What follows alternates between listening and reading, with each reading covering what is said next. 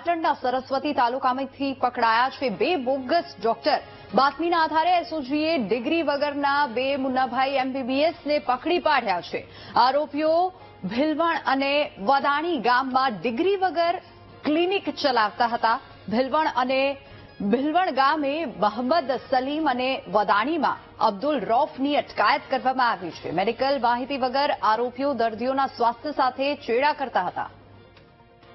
વધુ વિગતો સાથે સંવાદદાતા ભરત આપણી સાથે ફોન લાઈન પર જોડાઈ ગયા છે। ભરત, ફરી એકવાર રાજ્યમાંથી બોગસ ડોક્ટર ઝડપાયા છે, શું વધુ વિગતો?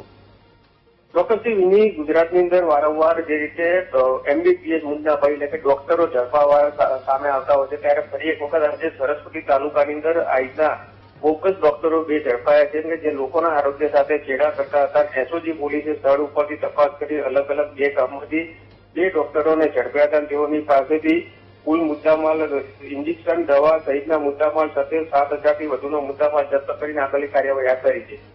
જી ભરત, આભાર સમગ્ર માહિતી બદલ।